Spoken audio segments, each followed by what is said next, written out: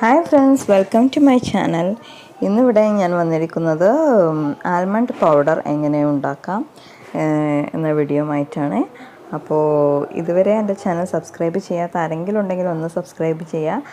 അതിൻ്റെ കൂടെ notification bell icon കാണാം, അതുകൂടി ക്ലിക്ക് ചെയ്യുക. അപ്പോൾ ഞാൻ വീഡിയോസ് അപ്ലോഡ് ചെയ്യുന്ന സമയത്ത് തന്നെ നമുക്ക് നോട്ടിഫിക്കേഷൻ ലഭിക്കും. ഓക്കെ, ഇനി നമുക്ക് വീഡിയോയിലോട്ട് പോവാം.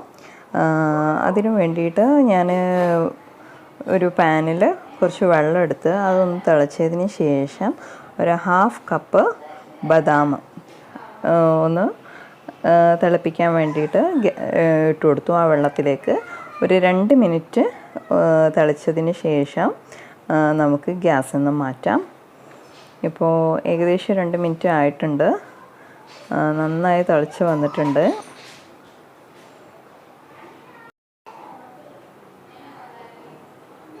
ഇനി നമുക്ക് ഗ്യാസ് ഓഫ് ചെയ്തിട്ട് ഇതിന്നും ബദാം എടുത്തിട്ട് നോർമൽ വാട്ടർ, സാദാ വെള്ളം, തണുത്ത വെള്ളമൊന്നുമല്ല, സാദാ വെള്ളം അതിലേക്ക് മാറ്റി കൊടുക്കാം.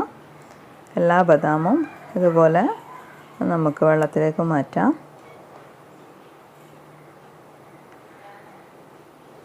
അതിൻ്റെ തൊലി കളയാൻ വേണ്ടിയിട്ടാണ് ഞാൻ ഇങ്ങനെ ചെയ്തിട്ടുള്ളത്.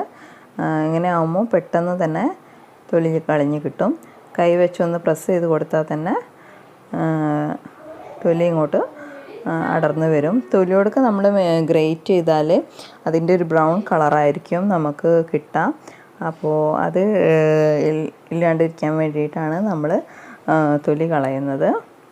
അപ്പോൾ ഇങ്ങനെ ചെയ്യുമ്പോൾ പെട്ടെന്ന് തന്നെ നമുക്ക് തൊലി മാറ്റിയെടുക്കാൻ പറ്റും. ഇതിലെ വെള്ളം, ബദാമിലെ വെള്ളം ഒന്ന് നമുക്ക് ഒരു ടിഷ്യൂ വെച്ചിട്ടോ അല്ലെങ്കിൽ ടവൽ വെച്ചിട്ടോ ഒന്ന് ഒപ്പിയെടുക്കാം. നന്നായിട്ട് വെള്ളം അതിൽ പിടിക്കണം.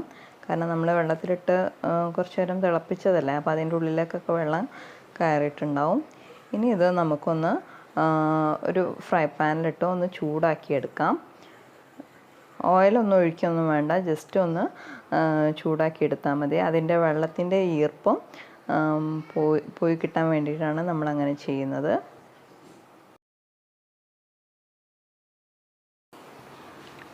ഒരു ചെറിയൊരു കളർ മാറ്റം വരും നമ്മൾ ബദാമിനെ ഇങ്ങനെ ഇളക്കി കൊടുക്കുന്നതിൻ്റെ സമയത്ത്. അപ്പോൾ നമുക്ക് മനസ്സിലാക്കാം അതിൻ്റെ ഈർപ്പമൊക്കെ പോയിട്ടുണ്ടെന്ന്.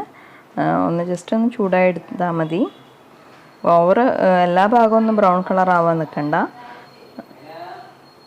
എന്നിട്ട് ഇതൊന്ന് തണിയാൻ വേണ്ടിയിട്ട് നമുക്കൊരു പ്ലേറ്റിലേക്ക് മാറ്റാം. നന്നായി തണിഞ്ഞതിന് ശേഷം ഒരു മിക്സിയുടെ ചെറിയ ജാറിലിട്ടിട്ട് ഒന്ന് പൊടിച്ചു കൊടുക്കാം. ചൂട് തണിഞ്ഞതിന് ശേഷമാണ് ഞാൻ പൊടിച്ചെടുക്കുന്നത്. ചൂടോടെ പൊടിച്ചാൽ അത് മിക്സിയുടെ ജാറിൻ്റെ അടിയിൽ തന്നെ പറ്റി പിടിക്കും.